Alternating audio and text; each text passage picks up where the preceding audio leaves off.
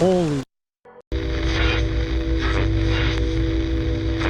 MKP Studio adalah sebuah channel yang membawa penontonnya menyusuri hutan-hutan terpencil nan gelap, tempat yang sering dikaitkan dengan misteri dan kisah-kisah yang membuat bulu kuduk merinding.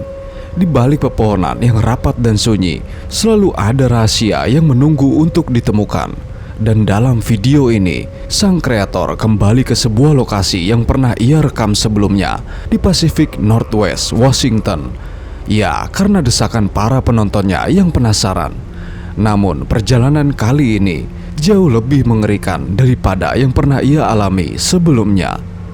Curious to revisit this location and see if there was anything else that maybe we missed. Nearby this cell phone, we actually found a cross in the ground, and I speculate that it could be maybe a grave site of some sort, but I still don't really know. And what's even crazier is that not even 10 minutes ago, I got a severe weather alert. So apparently there's some sort of tropical storm moving its way through Washington, so it's currently pouring down rain right now. So that just adds another layer to this video because I'm definitely about to get soaked. Hujan deras mengguyur, menambah lapisan ketegangan pada ekspedisi ini.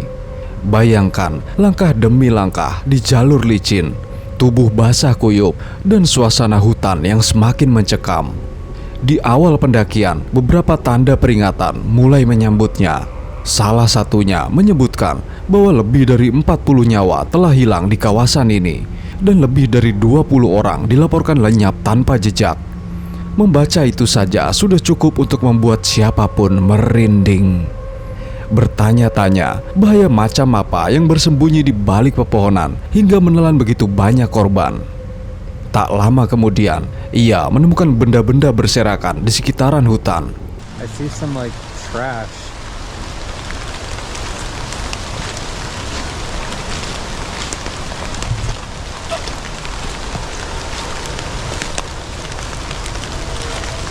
Yo, it's a suitcase and a tire.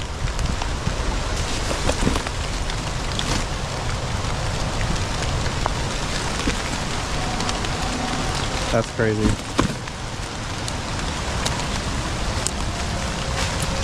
So I think we're just gonna keep hiking up there and see what else we can find.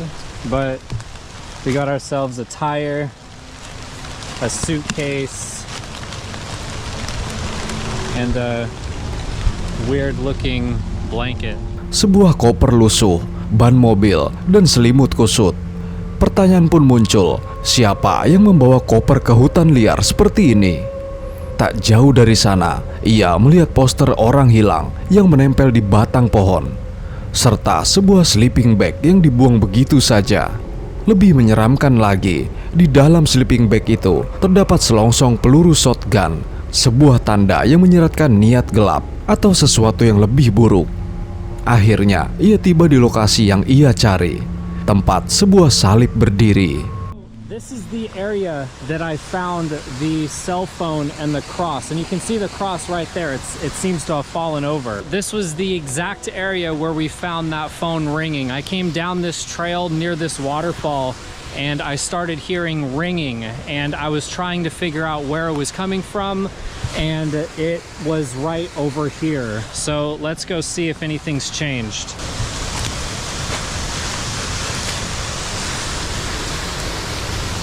Whoa, there's something else right down there.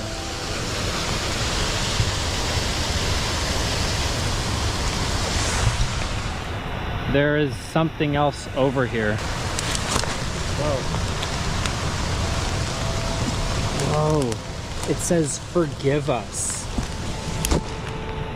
This was not here the last time. This was the original one that we found, but it's fallen over. But there's this new one right next to it that says forgive us. Namun, kali ini suasananya terasa berbeda. Salib itu tampak roboh, digantikan oleh yang baru dengan tulisan yang menohok, "Forgive us," ampuni kita. Pertanyaan, apa yang membuat tempat ini begitu penting hingga seseorang kembali hanya untuk mengganti salib yang rubuh? Apakah ini makam tersembunyi? Apakah salah satu dari orang hilang pernah dikuburkan di sini? Ya, jujur saja kita bisa membuat teori tanpa akhir tentang lokasi ini, yang bahkan tak akan cukup waktu untuk membahasnya. Namun penemuan berikutnya hampir membuatnya mematikan kamera.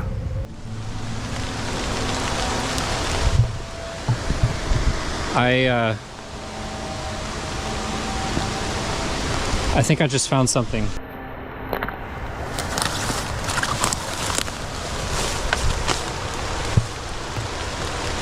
Holy.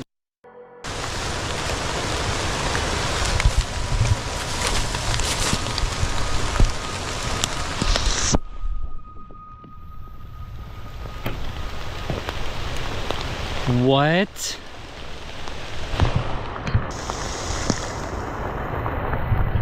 Okay.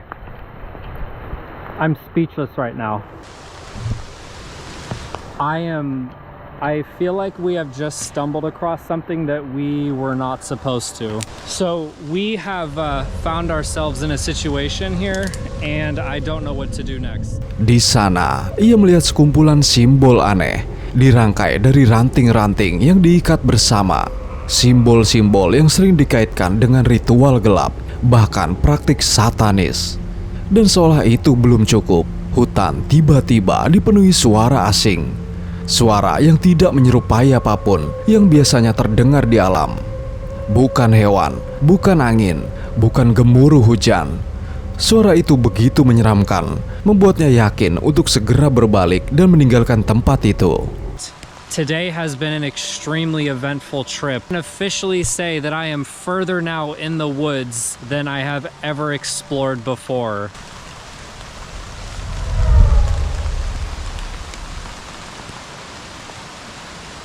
Whoa. What was that?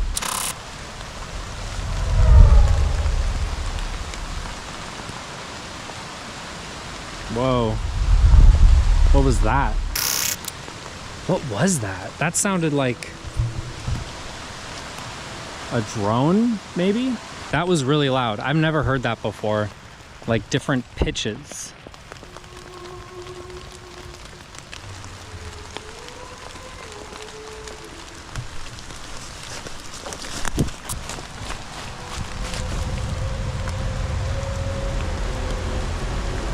Hari itu menjadi perjalanan paling penuh kejadian yang pernah ia alami. Ia resmi berada lebih jauh ke dalam hutan daripada sebelumnya, dan justru menemukan hal-hal yang seolah tidak seharusnya ia lihat. Namun, kita mundur sejenak. Apa yang sebenarnya terjadi di tempat itu? Apakah hilangnya orang-orang terkait dengan simbol-simbol aneh tersebut? Apakah ada kelompok yang melakukan ritual di sana? Atau apakah semua ini hanya kebetulan yang menakutkan? Mengapa ada sleeping bag yang ditinggalkan begitu saja? Mengapa ada koper di tengah hutan? Apakah seseorang yang melintas di sana diserang, lalu barang-barangnya berserakan? Atau ada penjelasan sederhana yang luput dari perhatian kita? Pada akhirnya, semua ini hanyalah teori.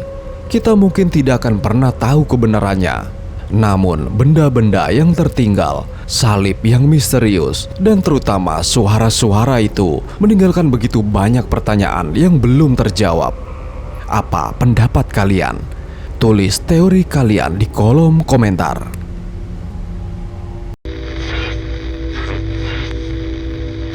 Edward adalah pria yang hidup untuk adrenalin.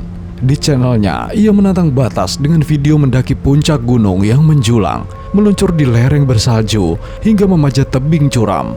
Ia seakan menari di tepi jurang kehidupan, selalu mencari sensasi yang membuat jantungnya berdegup kencang. Namun, kali ini, petualangannya hampir merenggut nyawa. Hari itu, Edward menuruni sebuah gunung hanya untuk bersiap meluncur dengan ski. Langkahnya mantap, penuh semangat, tapi tiba-tiba salju di bawah kakinya mulai bergeser. Tubuhnya terperosok ke dalam celah.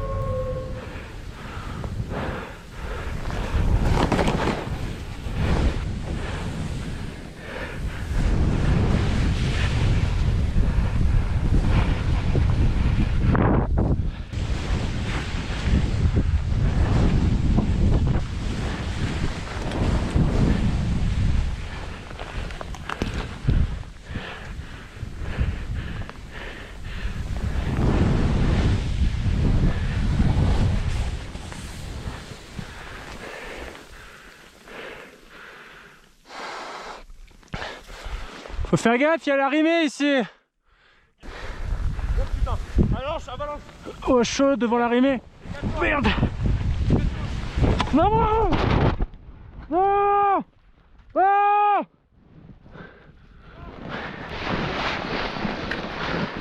Aide-moi.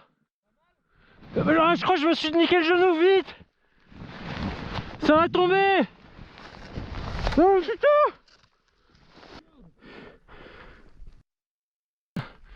Viens me tirer. Ah, je me suis niqué le genou, je crois. Faut pas que tu te mettes en dessous de moi, sinon il y a tout qui me tombe sur la gueule.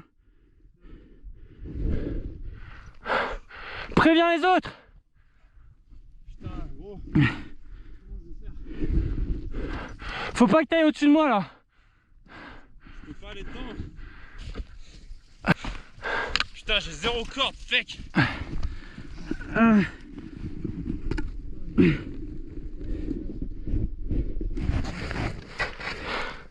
Pas dangereux là. Faut que tu dises aux autres qu'ils fassent gaffe. Attends. Attends, faut que je te file une sangle, le pire.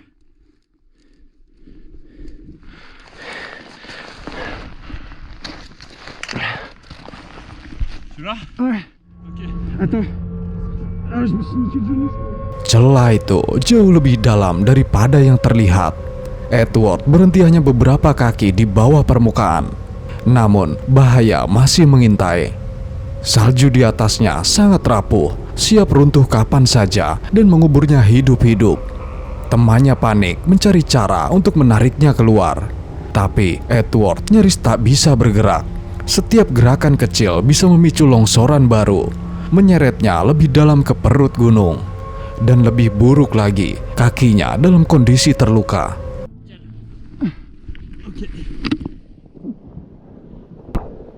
Allez, allez. Oh, allez gros. Allez, c'est bien. Ah, j'ai mal. Allez, super. C'est presque. Attends. Ah, je me suis bien fait le genou, je pense. Putain, merde. Bon, au moins, t'es pas enfoui sous la neige. Tu me tiens bien? Ouais.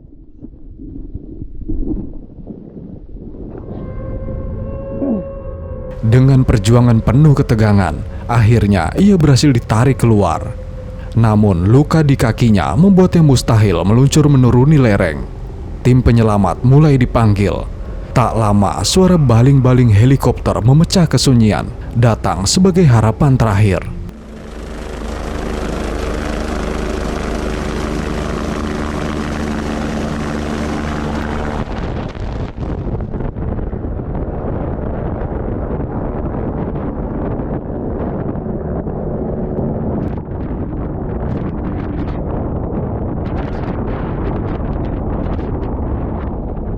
Edward selamat, hanya dengan kaki yang cedera. Tapi itu jauh lebih baik daripada terkubur hidup-hidup di bawah salju. Insiden ini menjadi pengingat, gunung menyimpan rahasia berbahaya. Tidak hanya soal ketinggian atau satwa liar, bahaya bisa muncul di setiap langkah. Dan yang paling penting, jangan pernah pergi sendirian. Edward tetap melanjutkan petualangan penuh adrenalinnya. Kejadian ini tidak memadamkan semangatnya. Ia terus mengejar batas, terus menantang takdir. Dan semoga saja lain kali keberuntungan masih berpihak padanya. Amin. Christine Makado, pemilik channel Nomad Unknown, seorang wanita yang memilih meninggalkan kenyamanan rumah demi hidup sepenuhnya di dalam mobil, dari hutan belantara Montana hingga padang rumput Wyoming. Ia membagikan kisah-kisah yang jujur, penuh keheningan dan kadang penuh ketegangan. Tepat pada tanggal 17 Juni 2025, ia memilih lokasi perkemahan yang tenang dan tersembunyi. Dari bagian belakang kendaraannya, ia menata ruang untuk memasak dan bersantai. Walau sempat menyinggung soal keamanan, nada bicaranya tetap lugas, lebih menekankan kepraktisan dan kenyamanan. Namun, apa yang awalnya tampak damai berubah drastis menjadi sebuah kisah yang nyaris berujung bencana. So the other night, I was ever so casually standing at the back of my car. I wasn't actually cooking. I was just troubleshooting something on my phone because I was trying to upload a video. I had my chair back there, just hanging out like I usually do. And something caught the corner of my eye. And I looked up, and about 10 feet away from me, moving towards me, was a full-grown grizzly bear. By time I rounded the corner to put the car in between me and the bear, it was probably like 6 feet away from me. Utter panic. Imagine you're just like hanging out like this, and then where that fire pit is, a grizzly walks up. Because that's what happened. Di Bridger Teton National Forest, tak jauh dari Grand Teton National Park, ia berhadapan langsung dengan seekor beruang grizzly. Momen itu datang tanpa peringatan. Saat berdiri di belakang mobil, sibuk memperbaiki unggahan video, matanya menangkap gerakan samar dari semak. I don't have my bear spray on me. It's on the other side of my car.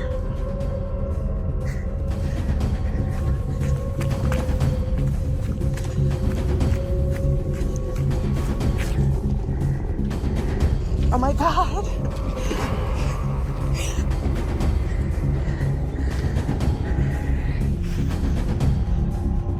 Bear! Bear in camp!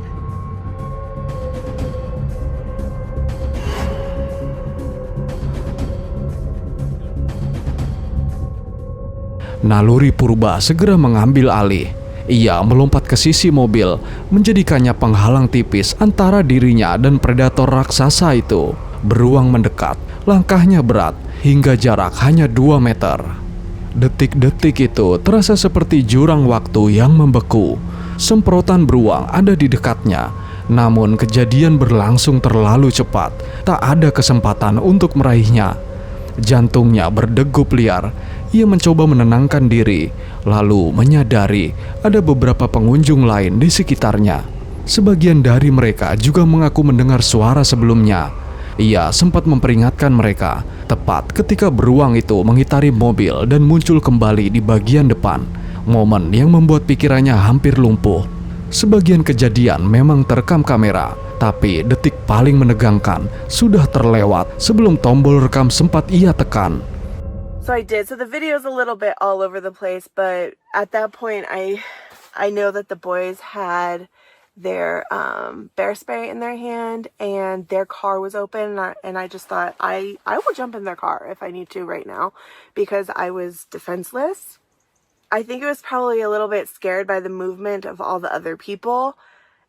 And I say all the other people, there's probably like 6 or 8 people in that area. And then that's when it crossed behind the rear of my car, basically where I had just been standing. You see in the video like how big it was in comparison to like my items, my car and everything. And then it just started cutting across the meadow, and I caught somebody else in camp on the other side was walking, and it caught my eye, and I was like, they don't know. And so I just screamed bear in camp. And those are like the only words I could get out of my mouth because I was just in like 100% fight or flight mode at that time. I wasn't like fully like I don't know. I just felt like it was just monkey brain. I was just like survival. Setelah beruang itu akhirnya menjauh ke padang rumput, ia masih sempat memperingatkan camper lain yang belum menyadari situasi. Untungnya mereka semua bisa selamat.